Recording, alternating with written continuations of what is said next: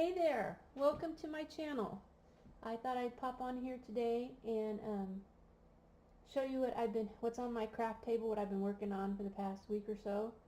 I also, for Christmas, got a new webcam that I'm trying out. So this is kind of a test the webcam video and show you some things while I'm doing it. I think webcams are a little darker than like the mini iPad that I was using, but I think that they won't have all those borders on them, and they won't be upside down where you can't turn them around, so we'll see. And so far the best angle I've got is this angle. It is a little bit to the side, but hopefully it won't be too distracting. I'll have to look at the video when I get done. But I've been working on these. I go every week to, no, not every week, every other week to a flea market where I actually sell things.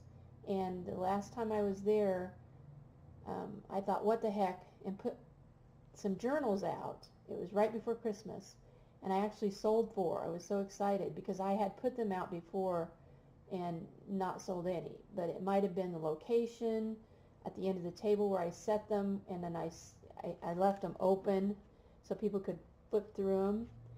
But I was excited. It could have just been, it seemed like everybody that bought them was buying them as gifts. So, you know, if I take them back this next week when I go, I might not have as good of luck. And I also, don't get too excited, because I also sold them at a really low price. They're worth a lot more than what I sold them for. I just sold them for $10. But these are just little 4x6 pamphlet, one signature pamphlet journals, so they're not the really, you know, involved ones. And I'd like to try to get that price up to 12 or 15, but I'm not gonna press my luck right now. I'm just gonna see if I go again when it's not a Christmas season, if I can sell some more. So I've been working on these. I had one done from before, and I'm using file folders and then some clusters. I started out with clusters, but these other ones I just sort of did collaging on the front. And you take the file folder and you make it long enough so you can have an inside pocket. And the 2 that sold were more retro, and this one's vintage. So this next time I made 2 retro and 2 vintage to see. And I also made one 7x4, so it's a little bigger. And I also made,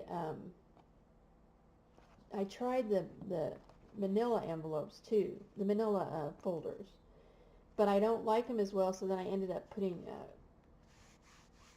fabric over them. So I don't know, but I only have so much of these kind of maroon colored hanging file folders left, so I'll either have to try to buy some more or whatever. We'll see what sells.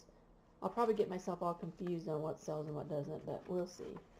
So just a quick flip through. A lot of this stuff is real vintage paper and maps and things from estate sales. And the next ones I'm going to do have a little bit more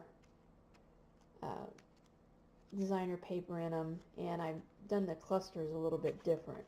So on these, which I don't have sewn in yet, I put those snippet tags on. I think I have one on each one. I thought they turned out real cute. I have a video about how I made those, and I put that in there. And also, when I first saw a journal like this, it had this number on like this, and it caught my attention. So I made sure to put the number on each one. This one hopefully is a more retro one. And like I said, I don't have them sewed in yet. And each one I'm going to make a pocket folder with a little heavier paper, and we'll just flip through here real quick with just some vintage papers, and I always put some music paper, especially in the retro ones. Try to have some different size paper. I actually put a few less pieces of paper in than the other one, but once I put a few decorations in there, it'll fatten it up. And so there's the center for that one. And then the other retro one is this one here. And so I made one in manila folder and retro. And tried to do more modern-y colors. So I'll keep our fingers crossed, and I'm just going to set these at the end of a table and leave them open so people can flip through them, and maybe I'll get lucky and sell a couple more. Now everybody that finally, one thing that I did that I think helped was I left them open. If they had a closure, I undid it, and then I kind of left them on their own, laying flat. They were all laying kind of like this, so a person could just come by and go like this. Where before I had them sitting up, and they looked kind of like you shouldn't touch them, I guess. So anyways, just some points if you ever want to try to sell at a place. Some things you might think about doing that I'm learning. Now, these are the two vintage ones, and this is the 7x4. I just thought I'd try a little bigger one. You can see the snippet. It says love on it. And let's see what we got here. Tried to keep it more vintagey. And this is something I'll be talking about here in a minute. I've been making these. It's like a cluster, but it's not a cluster. And I'm going to be adding them all over the pages to these. So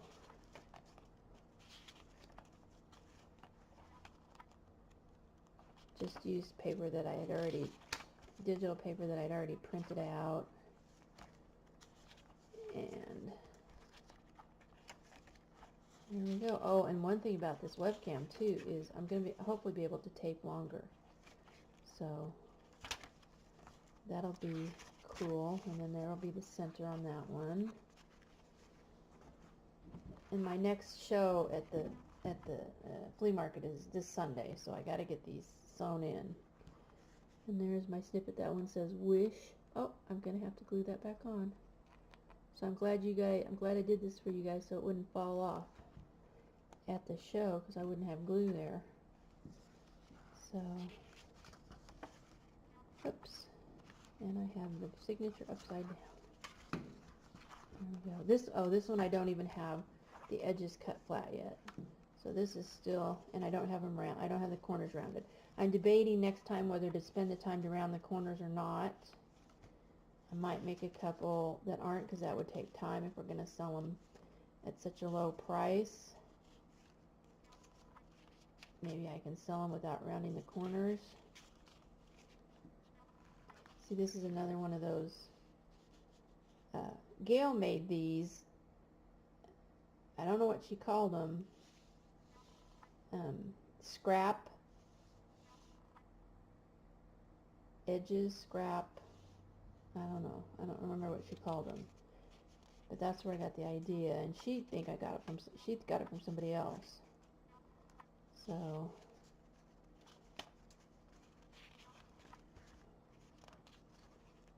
this is what I've been working on. Hopefully I'll get them done by Sunday. And there's the center of that signature. Okay, and then we're going to look at these edge things that I've been making, using up all the scraps.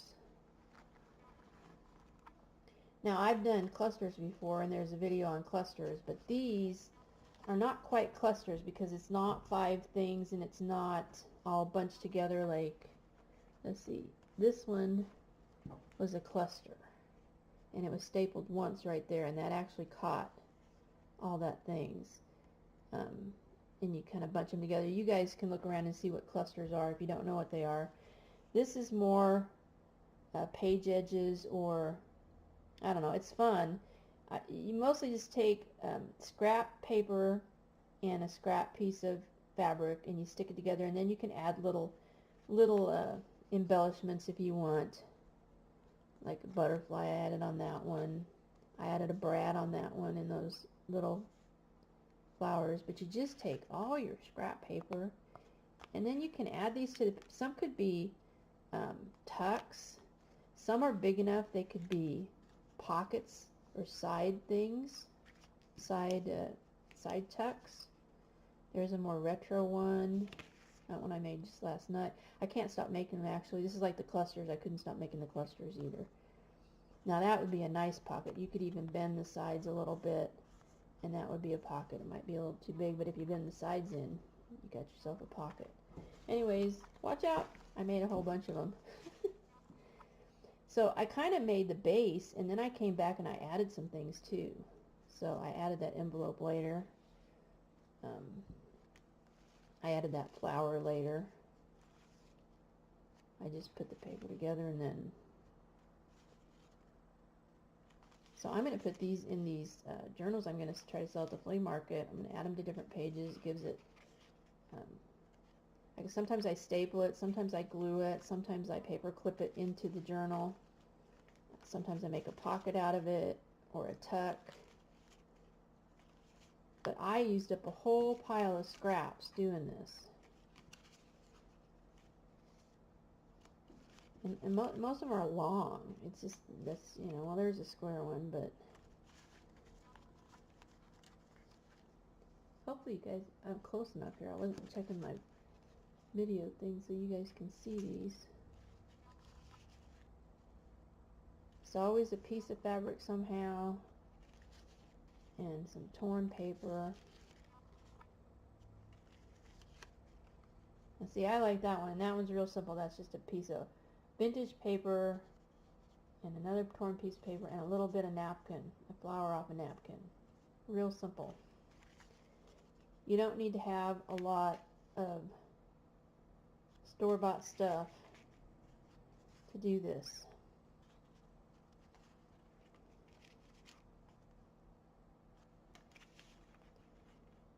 And then we're just gonna find a page, depending on if it's vintage or not. This one is a vintage one.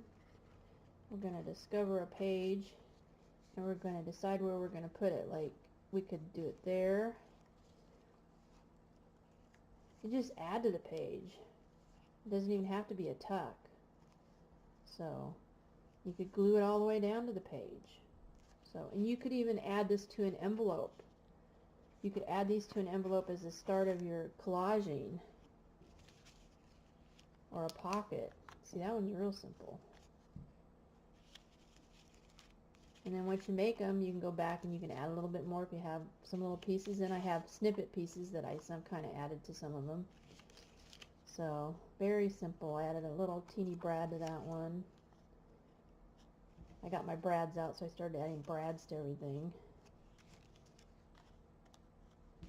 Alright, and then I was going to show you real quick, since I have all this time and I'm testing out this video, I was going to make a couple. So, oops, let's set this stuff off to the side so we have enough room here. So, these are just strips. And you just got to decide, it's always one strip on top of another strip. And then where are you going to put the material, and how long is it going to be? Now this one would be a very long one if I did it this way. And this material is a little thin, so it's not going to hold up real well, being that big piece of material. It'd flop. So I took another piece strip and I put them all together, and I'm going to glue it here, glue this all the way on the back. And then to decorate it, and see, if you had a sewing machine you could sew it, but I'm not going to sew, and you don't need to sew. None of these, I think actually Gail sewed. So I'm showing you how to do them without sewing. You just use fabric tack. I actually been using a lot of Aleene's tacky glue on them. And then this stuff will stick down fabric. Most of the fabric on here has been glued with this. You just put it right on the fabric and put the paper on there. Glue both sides of the paper and then the fabric, and it'll stick. So we glue these all down, and then we'd add something to the bottom. This would be a bigger one. We'd glue that down, put that on there, and look at what we got. Isn't that cool? So that could be a that could actually be something that went on the front of a cover if at the end. So you just take your scraps and start putting them together. Now see, this paper is torn here. We don't care because you're not even going to see it by the time we're done. Or if it is torn, we don't care. And then we just start adding things in here as we go. And don't think about it too much. And then we're going to glue it all down. And then later you could come back and add a little brad, or add a flower, add a stamp. And you got the start of a collage thing already. And you've used up a bunch of your scraps. So anyways, that's what I wanted to share with you today. And hopefully my videos come out better and we all like it better. And I wish you guys a great crafting day, and thank you for watching.